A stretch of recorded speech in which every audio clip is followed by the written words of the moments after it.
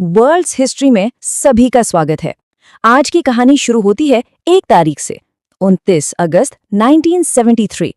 ये सिर्फ एक तारीख नहीं थी, बल्कि 2 जिंदा इंसानों के लिए उनकी कब्र की तारीख बनने वाली थी।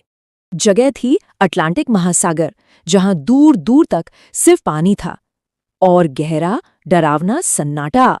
और समंदर की सतह से लगभग 480 मीटर नीचे, सोचिए, लगभग आधा किलोमीटर नीचे एक धातु के ताबूत में 2 इंसान अपनी जिंदगी की जंग लड़ रहे थे और उनके पास सांस लेने के लिए सिर्फ 72 घंटे की ऑक्सीजन बची थी। जब हर एक सांस मौत के और करीब ले जा रही हो तो कोई क्या कर सकता है? शायद यही एक सवाल था जो उन 2 लोगों के दिमाग में उस वक्त गूंज रहा था। आज हम इसी सच्ची और रोंगटे खड़े कर देने वाली कहानी को परत दर परत समझेंगे। पाइसिस थर्ड में 76 घंटों तक मौत से लड़ने और जिंदा रहने की कहानी। तो चलिए कहानी के बिल्कुल शुरू से शुरू करते हैं। ये बात है 1970s के दशक की, एक ऐसा दौर जब समंदर की गहराइयों को खोजना दुनिया के सबसे रोमांचक और सबसे खतरनाक कामों में से एक माना जाता था। और इसी अनजान दुनिया को जानने के लिए बनाए गए थे सबमर्सिबल।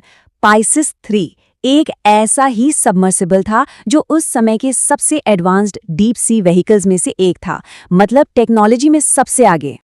तो 29 अगस्त 1973 को पाइसिस 3 को एक रूटीन मिशन पर भेजा गया।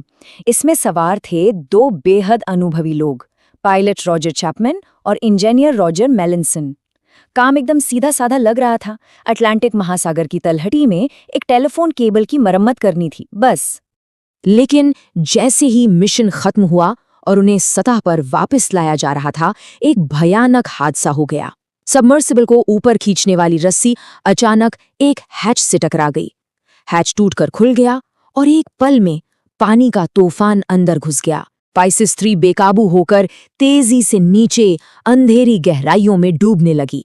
तो चलिए अब देखते हैं कि उस डूबे हुए सबमर्सिबल के अंदर का माहौल कैसा था, जो इस कहानी को और भी ज्यादा तनावपूर्ण बनाता है।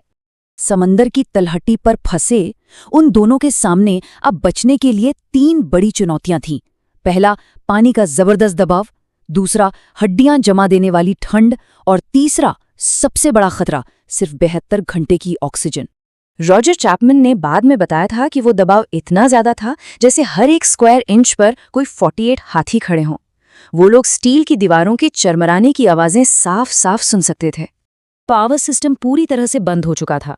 इसका मतलब हीटिंग बंद, लाइट्स बंद, चारों तरफ सिर्फ घना अंधेरा था और बाहर का तापमान था लगभग 2 डिग्री सेल्सियस। वो दोनों एक दूसरे से चिपक कर बैठ गए, सिर्फ इसलिए ताकि अपने शरीर की थोड़ी बहुत गर्मी बचा सकें। और जहां चैपमैन और मेलिनसन नीचे उस लोहे के ताबूत में फंसे थे, वहीं ऊपर सतह पर एक बहुत बड़ा अंतर्राष्ट्रीय बचाव अभियान शुरू हो चुका था। ये एक ऐसा बचाव अभियान था जो पहले कभी नहीं हुआ था। British navy, Canadian coast guard और अमेरिकी अधिकारी सब मिलकर काम कर रहे थे। लेकिन सबसे बड़ी समस्या थी वक्त। बचाव के लिए जो सबसे जरूरी उपकरण था, यानी अमेरिकी नेवी का खास अंडर वाटर रोबोट QRV-3, वो हजारों किलोमीटर दूर कैलिफोर्निया में था। नीचे फंसे हुए क्रू के लिए उम्मीद की एक ही किरण थी। सतह से उन्हें निर्देश दिए गए थे, शांत रहो, बातें कम करो और जितना हो सके कम से कम हिलो, क्योंकि हर एक हरकत कीमती ऑक्सीजन खर्च कर रही थी। लेकिन जैसे जैसे ऑक्सीजन घट रही थी, उस छोटे से कैप्सूल के अंदर एक और कई ज्यादा खतरनाक दुश्मन पनप रहा था। देखिए, जब हम सांस छोड़ते हैं तो कार्बन डाइऑक्साइड बाहर निकलती है। उस बंद कैप्सूल में ये CO2 का लेवल खतरनाक तरीके से बढ़ रहा था, और ये एक ऐसा जहर है जो सीधे इंसान के दिमाग पर हमला करता है। और बहुत जल्द इस CO2 पॉइजनिंग का असर भी दिखने लगा। मेलिनसन को ऐसा लगने लगा जैसे कैप्सूल में कोई तीसरा इंसान भी मौजूद है। चैपमैन को दीवारों पर हिलती हुई रोशनी दिखाई दे रही थी, जबकि सारी लाइट्स तो बंद थी। और इसका एक वैज्ञानिक कारण भी है। जब दिमाग को पूरी ऑक्सीजन नहीं मिलती और वो बहुत ज्यादा तनाव में होता है, तो वो खुद को बचाने के लिए एक झूठी हकीकत गढ़ने लगता है।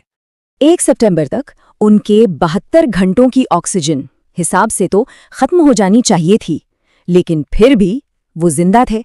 और उधर बचाव अभियान अपने सबसे नाजुक और जरूरी पड़ाव पर पहुंच चुका था। रिमोट से कंट्रोल होने वाले रोबोट कर्व 3 को 480 मीटर की गहराई में चलाना बहुत मुश्किल काम था। उसने लाइन लगाने की 3 बार कोशिश की और तीनों बार नाकाम रहा। फिर चौथी और आखिरी कोशिश में आखिरकार वो बचाव की लाइन जुड़ गई। जब पाइसेस 3 ने आखिरकार समंदर की सतह को छुआ और हैच खोला गया तो क्रूज जिंदा मिला। उनके पास सिर्फ 12 मिनट की ऑक्सीजन बची थी। सिर्फ 12 मिनट। तो यहाँ सबसे हैरान करने वाली बात है वो मेडिकल रहस्य जो इसके बाद सामने आया। डॉक्टरों ने पाया कि उनके शरीर में कार्बन डाइऑक्साइड का लेवल इतना ज्यादा था कि किसी भी इंसान को बेहोश हो जाना चाहिए था, लेकिन वो होश में थे। और इसका कारण था उनका विश्वास, उनका ये यकीन कि बचाव जरूर आएगा। ये कहानी अपने पीछे एक सवाल छोड़ जाती है कि जब विज्ञान और शरीर दोनों जवाब दे जाते हैं तो क्या सिर्फ उम्मीद ही है जो हमें जिंदा रखती है? और अगर ऐसा है तो फिर इंसान की उम्मीद की, उसकी हिम्मत की सच्ची सीमाएं क्या हैं?